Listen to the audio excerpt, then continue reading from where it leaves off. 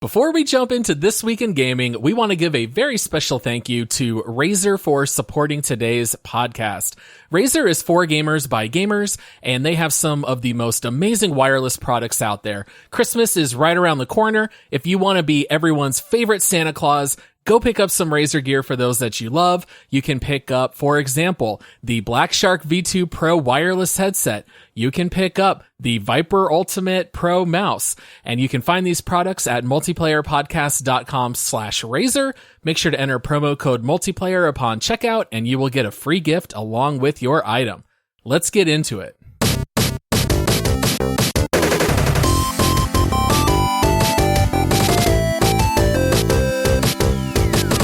Hello, everybody. Happy Thanksgiving weekend. We are the Multiplayer Gaming Podcast. We are so excited to have this episode here for This Week in Gaming as we are celebrating the holidays here. We are two dads who love gaming. We release 2 episodes every week. If you have not already done so, please rate our podcast 5 stars and leave a review. Also, head over to multiplayersquad.com where you can become a Patreon supporter, or you can subscribe in Apple Podcasts, and that will help support your favorite podcast, along with giving you exclusive access to 2 extra quick take episodes every week. I am your host, Paul, and if the Game Awards were rolling out right now, he would be my nominee for Best Podcast Host. It's Josh. And you'd be the runner-up, Paul. I mean, somebody's got to win, right? But I felt like I should return the compliment there. Oh, yeah. We'll definitely give it to you. That's fine. I know that they do not give awards for video gaming podcasts, but maybe they should. Maybe this is what they should look into. I agree. Here for This Week in Gaming, we always start out these 30-minute episodes by talking about what games we've been playing in our personal gaming lives, and then also talking about recent gaming news. Josh, I'm not too sure what you've been playing lately outside of what we've been playing together, but what have you been up to here this week? Let me see. First, I played Halo Infinite, and then I played Halo Infinite. Okay. And then I took a break and I played Halo Infinite some more. And then, that other game that came out. Oh, wait, Halo Infinite. Oh, Halo Infinite. That's a great one. Yeah, it's almost like we've been playing a ton of Halo Infinite lately. I'm just so thankful to have a game that we were hyped for, that all of our friends can play. We hopped in the other day with our listeners. We had a ton of fun there. We were kicking butt, if I do say so myself. It's just like, this is the game that a few episodes I mentioned, like, I'm kind of starved for a game to get its hooks into me, like, and really suck me into where I just can't wait to get home from work and like play that game, you know? Yeah. And Halo Infinite has been it, man. Oh yeah. Yeah. It fits the bill exactly for what we've been looking for. Even to the extent that you and I are part of a movie club, and our good friend James, who was actually the person who started our movie club, said he almost bailed on us the other night because he wanted to stay home and play more Halo. So that kind of tells you what our group's been doing. I understand that thinking, man. I really do. Yeah. It's been that fun. It really has. We had Ad the other night. One of our listeners hopped in. He said, I've never played Halo before. And he plays like a lot of Valorant, you know, so he's good at shooters and stuff. And it was just like, yeah, you're going to have a hard time getting used to like downing the shields first if you're used to like playing Valorant and CSGO and stuff like that. But even then he was like, dude, this game's great. Oh yeah. Yeah, absolutely. We've been playing it so much. Have you been getting up to anything else, or has it literally only been Halo? Well, you know, we are professionals, Paul, and we do have a podcast, which does require that we do play a plethora of games. And so, you know, I have been playing some Battlefield 2042 because that's going to be our next deep dive. And so I have played a few, I'd say maybe like 4. I think I've played 4 rounds of that so far. I don't want to spoil anything, so I'm not going to give any impressions on that. But I have been playing a little bit of 2042. And then the new season of Rocket League did just come out. So I did hop into that to finish like my placement matches for Rocket League as well. But that's really it, man. I have not had the ADD this last week or two, which is nice. Yeah, when you've got Halo keeping that attention. Yep. This might be a surprise, but this week I have still been playing GTA 3. Oh, Paul. Even though Paul. I'm enjoying my 0.6 rated GTA Trilogy remastered. Last time on Twig, I talked about requesting a refund on my GTA Trilogy, and then they came back up, and Halo wasn't out quite yet, and I just really wanted to play it. So I went ahead and just updated my ticket and said, all right, never mind. The game's back up and running. I rescind the request. But then I read online that supposedly people were being turned away for refunds anyway. No. Yeah. I guess Rockstar was telling people the game is almost going to be back up and running soon, and that's basically all they were telling people. Dude, that's shady. I don't even know if they would have given me a refund anyway, but I have been playing it. I'm almost done with GTA 3, and then I'm going to jump into Vice City. I just can't help myself. I hate remasters, especially when they're not done well, and this one is not done well, as we all know. So you hate it, is what you're saying. It's just, I just love GTA so much. I just want to play these old missions and have fun doing it. So that's what I've been doing along with Halo Infinite. Paul, you will never get sympathy from me again. You've brought this upon yourself, and as your friend, I have to say, you're like, Paul, that's what you get. Yeah, that's fair. I 100% deserve any and all trolling and ribbing when I spent $60 for arguably the worst remaster of all time. Now, but have you done the bug where you drive your car back and forth and it stretches infinitely? No, I saw that video, and I did post that video in our Discord, which I thought was hysterical. It does seem like the game is really just riddled with bugs.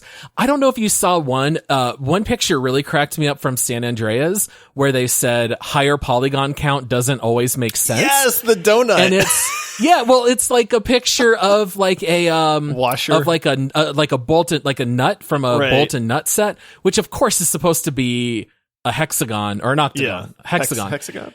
Yeah, hexagon. Yeah, hexagon. But then in the remaster, it just turned into like a giant circle. Yeah, and so then it's like, and then the this donut isn't supposed to be the a donut circle. looked way too perfectly round. Yeah, at that point too, like it just was off. I saw that one too. I thought that was pretty funny. Yeah, the thing with the GTA, man, is there's been so many like threads and stuff about how buggy it is. I saw the one where the car stretches infinitely. I saw another one with the rain filter where, people have been complaining about a rain filter. Now, if you don't know what a rain filter is, basically it's not like it just like it falls on the front of your screen. So it makes it look like it's raining, but it's not like 3-dimensional rain to where if you were to go under like a gas station awning, the rain would then stop over your character. It's just there, right? It like filters everything. And I saw one guy posted a video where if he looked one direction, it was raining because it like apparently turned the filter off. But then if he turned around, it was raining, even though he's standing in the exact same spot. So it was like, and then fans are actually fixing this game, which I think is hilarious and sad at the same time. But then Rockstar was coming out and threatening to sue people for modding their games to fix the dumb issues that they've had on the release on this thing as well, man. The kicker on this for me was that in prelude to this remaster coming out, Rockstar pulled all of these old games off of the store so that you could no longer purchase and play the old versions. So they basically said, hey, if you want to play these, you have to buy the remaster. And then as an apology for the game releasing buggy, they came out and they said, hey, our sincere apologies. Wow. Miraculously, our game has bugs and we're working very hard to fix those. Rest assured, guys, we will patch it. We will patch this game. Oh, and to make amends, we're going to make the old games available again. Yeah. Like, what kind of apology is that? You took them down in the first place. All I know is that it really just shows you can't put all of your trust into any developer anymore because everyone's fallen lately. Blizzard, my goodness. I know we haven't really talked about them at all. No, on we this stay show. out of that. Blizzard has fallen from grace. CD Projekt Red really landed flat on their face after Cyberpunk. And now, even Rockstar having all kinds of issues. It's kind of sad. I don't know. But in any case, that's what we've been playing here in our personal time. As far as news stories go, the first thing that I think we need to bring up is that there was an announcement that we have a new Brawl type game coming out. We've had Smash Brothers for years. We got Nickelodeon All-Star Brawl, which was kind of like a surprise hit earlier in 2021. Next up, we're getting MultiVersus, which is a Brawl style game using characters from Warner Brothers intellectual property. This game looks crazy to me. You get to be Bugs Bunny. You get to be Shaggy. Sure. You get to be Batman. You get to be oh man, I don't know some of these kids shows anymore because I'm an old man. But did you ever watch Adventure Time? Adventure Time, that's it. Yes, that's the one. I was like Adventure something. I actually liked Adventure Time. My daughter watched it when she was younger, and I actually liked that show. Yeah, dude, you got Jake the dog and Finn the human from Adventure Time. And so this is what's the you have Arya Stark? Yep, from Game of Thrones. This is just the most bonkers cast of characters I've ever seen in a video game. Now, I did watch some gameplay footage of this. It looks exactly like Smash Brothers to me, and thus by nature the Nickelodeon Brawl Stars. What is that one called? Is that it? Brawl Stars? Nickelodeon All-Star Brawl. All-Star Brawl. There you go. See, they're starting to mix together now. Mm-hmm. And, the guy standing there, he's given this whole, he's talking and he's narrating and they're showing the combat and everything else. And I'm like, this looks like Smash Bros. And he's talking about how they wanted to stay true to the characters. And I'm like, okay, yeah, yep. But then the part that got me was they showed Shaggy from Scooby-Doo. And Shaggy comes in and he glows like he's going Super Saiyan. He does some move and then he chucks a sandwich at somebody. Yeah. And that's what I was like, okay, there's some baked in humor here that's is very cleverly done. Yeah, emphasis on the baked. Right? Yeah, exactly. This is a game that I will never play in a million years. Yeah. And I get that there's people that are excited about it, but I don't know why you would play this versus just playing like Smash Bros or something like that. Yeah, that's kind of what I don't get either. Now, the Nickelodeon All-Star Brawl makes sense to me because these are all animated figures that are more or less already in the same extended universe. I know that they're all different shows, but if you've got, SpongeBob and Patrick in there fighting against other animated characters, that to me is not weird. This is weird when you have Shaggy fighting Superman. This does not make any real logical sense, and I get that it's not supposed to. It's just supposed to be fun. But even then, I'm kind of surprised because Warner Brothers has so many good film franchises. I thought for sure we'd see Neo from The Matrix, or maybe see a Harry Potter character. So the fact that we're getting Tom and Jerry, I don't know who's going to get excited over 70-year-old cartoon characters. But we do know, or at least we think we know, that Gandalf and Rick Sanchez from Rick and Morty are probably other characters based on previous leaks that people have posted. So we might still see them announced. But yeah, for all the good properties, I don't know. I thought this was a little underwhelming with the lineup. I have to wonder if certain characters, like you said, Neo and Harry, are they just untouchable? Is it hey, we don't want Bugs Bunny kicking Harry Potter's butt, so you can't use that guy. Sorry. It is going to be a free to play game. I said maybe I'll never check it out, but if it's free to play, maybe I'll try it. The one thing that I did like, and again, they always tout everything. And so, you can say that this is going to be great. And then in practice, it's really not. But they did say that this focuses 100% on teamwork. And they did show a couple examples of a character getting knocked off the edge. And then Batman using his little grappling hook to rope your teammate back onto the ledge, which I thought was pretty cool. Cause it's you can actually save your partner from getting knocked off and stuff like that. So I do really like that teamwork aspect of it, because if you've got a friend that you play with and you get good with, that can really enhance the experience there. But it's is it really gonna matter? They kept touting that, but I don't know how that works in actual practice. Yeah, this one just might be a little goofy. I don't know. To me, I don't know. Nickelodeon made sense. Smash Brothers, I always felt made sense because it's already Nintendo properties. I remember thinking it was very funny when they added Snake, because we've got you know, Pikachu, Mario, Luigi, Samus, and now all of a sudden we've got like grizzled the dude soldier guy who hides under a cardboard box, right? You know, but even that I was kind of okay with. This one, I just can't really imagine it's going to be all that popular. I kind of think everyone's just going to play Nickelodeon All-Star Brawl or Smash Brothers. I don't know that this is really a game that we need, but if it's free, I guess it's not going to offend anyone. You know what would make me want to play? If they added Austin Powers, because that's a Warner Brothers game. If they added Austin Powers, that would actually be pretty funny. Now, they did say that the one thing too, that they're going very, very high end on all the voice lines. Like they listed all the voice actors that they've got for these people. Some of them, I guess, are like the original ones that voiced them in the cartoons and stuff like that. And I mean, you get Austin Powers in there and you get, you know, Mike Myers in there doing his voice, like to where it's authentic and these crazy funny lines like that. That would be funny. That would be pretty cool as well. It's one of these things where it's going to be free to play, but are they going to paywall all of the characters that you really want to be behind, you know, hey, you can pay $5 and now you can be Neo from the Matrix, you know, that kind of thing. I'm sure they will, because they're going to monetize the heck out of this thing. It's hard for me to get excited about that. Yeah, I think I'm in exactly the same boat. All right. Well, Josh, we're at that halfway part here of the episode. You want to tell the people about Razer? I was going to say, you know what I do get excited about, though, Paul? And that's really cool gear for my PC and for consoles. And the coolest gear out there, hands down, is Razer gear. Here's a secret, since she doesn't listen to the podcast, but I'm getting my daughter the pink Razer headset with the little bunny ears on top, because the bunny ears glow. She's going to flip, man. So I am picking those up for her because they're amazing. All of their wireless products are incredible.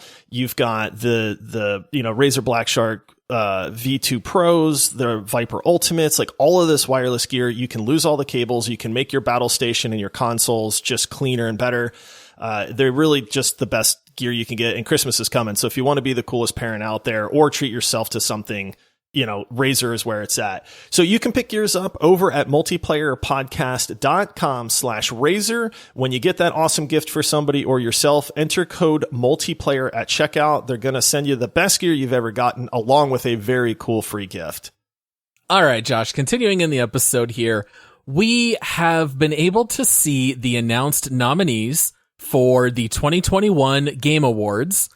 And we started a new tradition starting at the end of 2020, where we wrap up the year in gaming and talking about what games we liked, what games we didn't like, kind of summarizing the year. So we don't want to spend too much time on this, but since the news did come out of the nominees, we thought it would be fun to just talk a little bit about who's been nominated. Now, the actual winners of the Game Awards are determined by a mix of their jury made up of different journalists and people in the industry, but 10% of it is determined by voters. So anyone can go online currently and vote for the winners out of the nominees. I did think it was kind of an odd year, similar to last year, because we've had so many games pushed back because of COVID.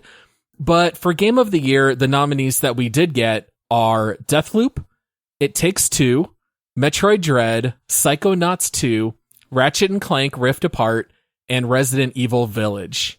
What'd you think about that mix of games for Game of the Year? When I saw this list, my initial thought was, wow, 2021 sucks for games. It's not that great of a list, right? It's not bad. I'm not being grumpy, am I? Because I looked at the list and I just went like, that's it? Like, these are the Game of the Year, like, nominees? And I'm not saying they're not good games, but none of these games blow me away. Well, dude, like, let's compare it to 2018. Okay, here were the nominees. God of War. Oh my goodness. Red Dead Redemption 2. Oh my goodness. Celeste. Wow. Assassin's Creed Odyssey. Monster Hunter World. Marvel's Spider-Man. Like, I don't know how many of these games would even hang with those five. Like, you might have one or two at the most, or if any. It's one of these things where I'm not trying to diminish the quality of the video games themselves. We've actually reviewed a few of those. Now, full transparency, I've never played Ratchet and Clank. I don't own a PS5. and then I've not played, what's the Psychonauts? Psychonauts 2. Those games just don't really, that style of game doesn't really interest me a whole lot. I didn't play the first Psychonauts, and it's just like, I've watched the game reviews and the trailers and stuff like that. That's not something that grabs me. But it was just my initial, like, I had to check myself and go like, dude, like, don't be so grouchy about these. And then I went, yeah, but like, they're not good games, man. I'll say this, Paul, out of that group of games, I have one that I would probably pick for, two that I would consider as like saying this would be my choice. And that's it. Oh yeah. I feel like Resident Evil Village is going to be the winner. Like, it should be. Like, honestly, Deathloop, I get that. I feel like Deathloop is going to win. Like, if you said, hey, put $10 on which game you think's going to win, I would say I bet you Deathloop is going to actually get the victory. But out of that list, Resident Evil Village is, in my opinion, the best game out there. But if you ask me the game that I actually had the most fun with, it's probably It Takes Two. Oh, out of that list? Out of that list, I started thinking about it. And I mean, they're just different games, right? But the one that jumped out to me is like, this is the dark horse. This is the underdog. Like, what's a game that was a lot of fun? You get to play it with somebody. Like, you get to murder elephants. Yes. Like, plush elephants. Well, yeah, not real elephants. Screaming and trying to hold themselves on the ground without you dragging them. Yeah, I feel like it's definitely a weak bunch. I did not play Metroid Dread or Psychonauts, but we did play Ratchet and Clank here. We got it from Gamefly and gave it a couple weeks. It's fun. It's fine. I feel like Deathloop is probably the heavy favorite because when I looked through all the categories, Deathloop is nominated basically under all of them, which tells me most people just penciled it in for everything. Yeah. Which you and I were a little more cool on Deathloop than your average person. But do you feel like there were any snubs in 2021? Are there any games that you felt like should have been nominated for Game of the Year that didn't? I started looking through the list, man, and I'll be honest, like, no. There are some fun games out there, but it was not a good year for gaming, man. It's like, I don't play the Hitman series. Hitman 3 came up for a lot of people that said, hey, that probably deserves mention. Mass Effect Legendary Edition, but that's a remake. So it's like, I'm not even going to like throw that into the mix. I've heard Guardians of the Galaxy is a lot of fun. I have not played it, but people that have played it seem to say, like, kind of like you, it's fine. But the thing of it is, if you're talking Game of the Year, you're saying this is the best video game that was made or released, during that entire year. And it's just like, when you go, it's fine, that's not a Game of the Year to me. You know what I mean? Yeah. Like, there's nothing that I can think of. I really do. I have been enjoying Metroid Dread. I have not finished that game, so I can't give like an overall thinking on that one. I will say I think it's great. It's definitely a contender for me, but the one complaint there is it's kind of, it's safe. They said they really didn't innovate anything. And so I don't know that Metroid Dread will get the, kudos I think it probably deserves. What about you? Was there anything that's off of there that you thought of? Yeah, there's a couple that I jotted down. So one game that did get 2 nominations, they got nominated for Best Multiplayer and Best Debut Indie, is Valheim. Now, is Valheim Wait, too did that small? release in 2021? It released in February of 2021. No. And I was a little surprised. It's you know why? It's early access, because hands down, I would pick Valheim. Yeah. But I don't think it's still in early access, though. So I don't think it's like counts as like a Game of the Year type thing. But it's nominated for 2 other categories. Is it really? So, yeah, it got nominated for Best Multiplayer and Best Debut Indie. So I felt like Valheim probably got snubbed. I think that deserves the Game of the Year nomination, not just Best Debut Indie. And The Forgotten City is nominated for Best Debut Indie as well. I would probably plug in one of those 2 for sure, if not both, into Game of the Year and maybe yank 1 or 2 out of there. But those were the 2 that I thought probably got snubbed the worst. Maybe even Outriders, but we know how badly Outriders was from a technical perspective, so I get why they wouldn't get nominated. But that was another one that I kind of considered. I'm not super happy with this 6, game of the year mentions. I didn't realize Valheim should be in there for sure. Forgotten City is very, very well done. That one, I don't know that would be like a game of the year, but it should definitely win like a category for like coolest story arc or something like that. You know what I mean? Like just like it is very unique and original. And so I feel like that definitely deserves something for that. It's just weird to me, man. Deathloop, you and I, and honestly, a lot of people say it's fine, but it's just not. It's not that phenomenal game like we thought it would be. I did have a lot of fun playing It Takes Two. Metroid Dread is great. And then, Resident Evil Village. I think that's the best game of the bunch. I think so too. Now, should they add a best remaster category? Because that is not currently an award that they give out. It would be actually pretty funny to start trolling game developers and giving them a category that says best remaster. And can you imagine, like, they're just throwing out these terrible remasters that are out there, and then it's just like, shame on you.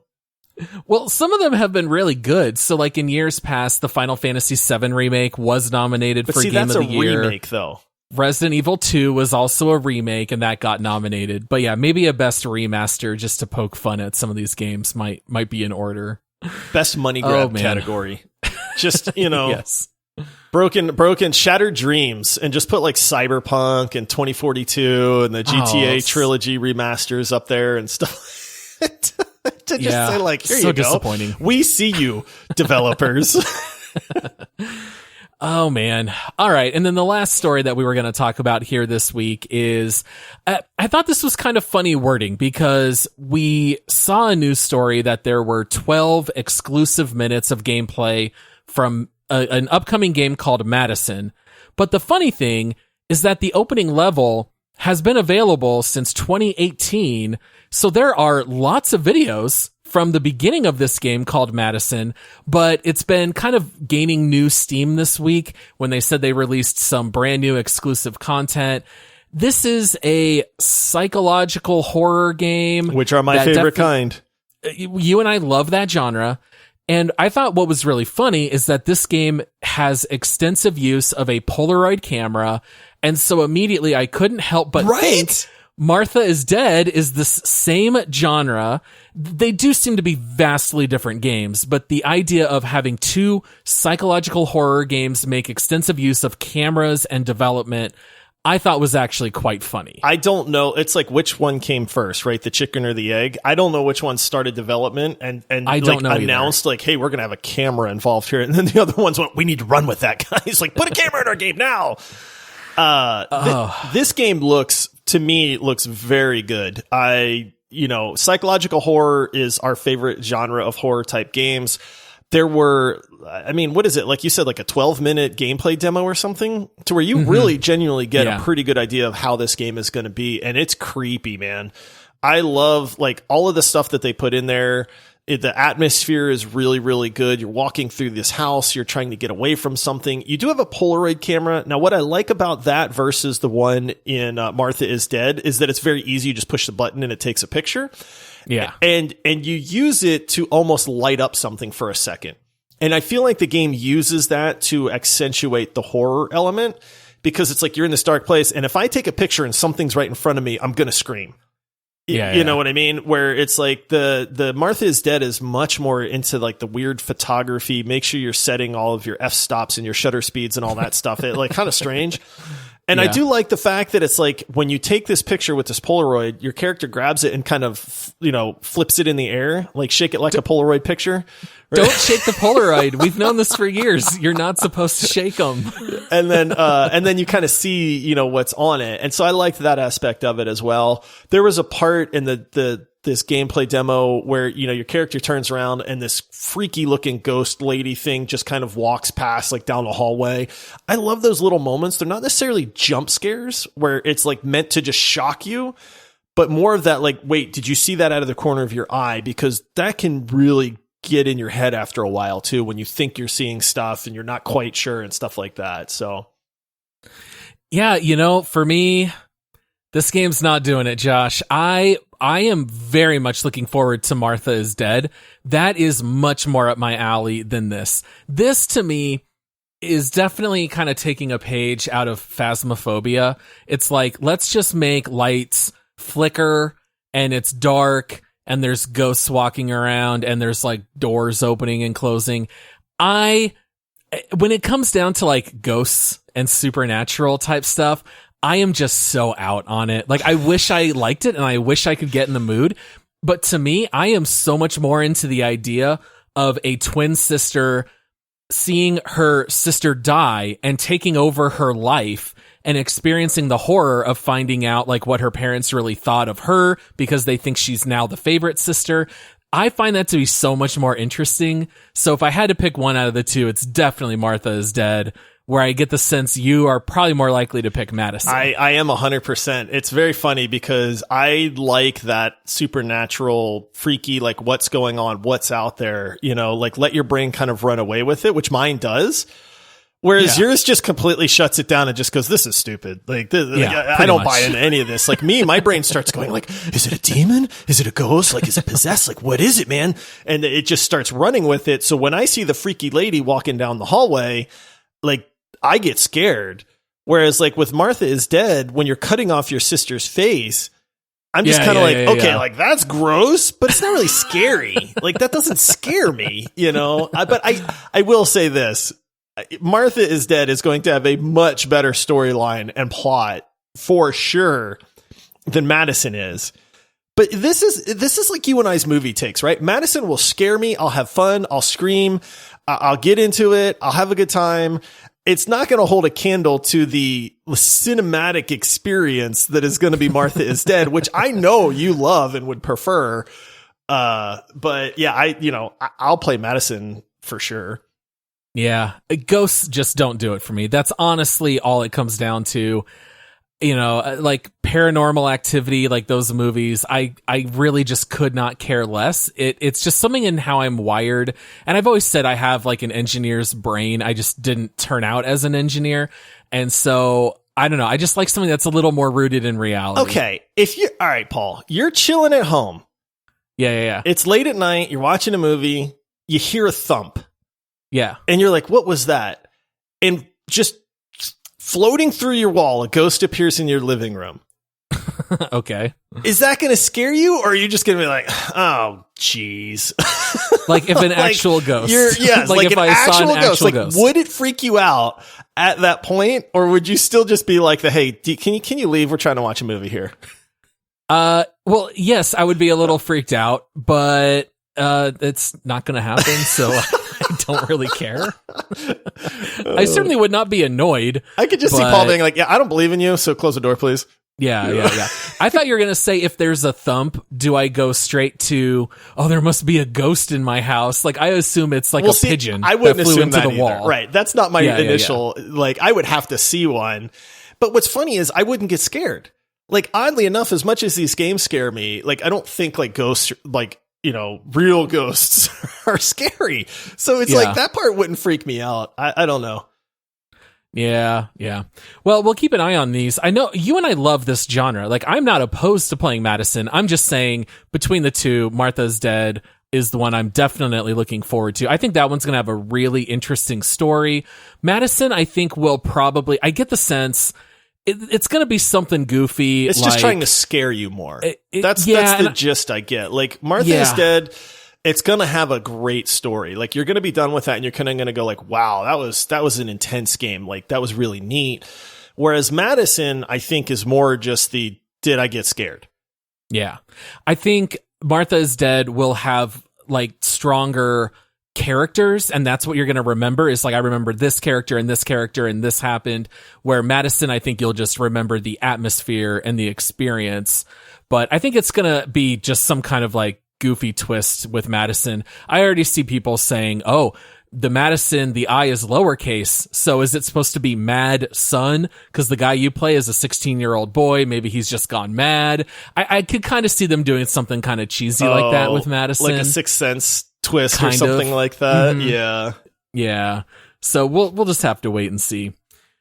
All right. Well, that's all the time that we have here today, Josh. We will be back with a bonus round episode on Monday, which I think is going to be a draft and tournament. At least that is tentatively the schedule. But we'll have to wait and see. We're leaving it as a cliffhanger. You know, you gotta check back next time to see if there might maybe be a third host with us for that episode. Yep. That's the plan for now. We'll see if it actually happens. But thank you so much to everyone out there for listening. Thank you for subscribing. Thank you for those of you who do support us in Apple Podcasts or on Patreon. And we'll be back with that full hour episode on Monday. We'll see you guys then. All right. See you, everybody. And happy Thanksgiving to our U.S. listeners. Happy Thanksgiving and Merry Christmas right around the corner. Yeah, it's coming. All right. See you, everybody.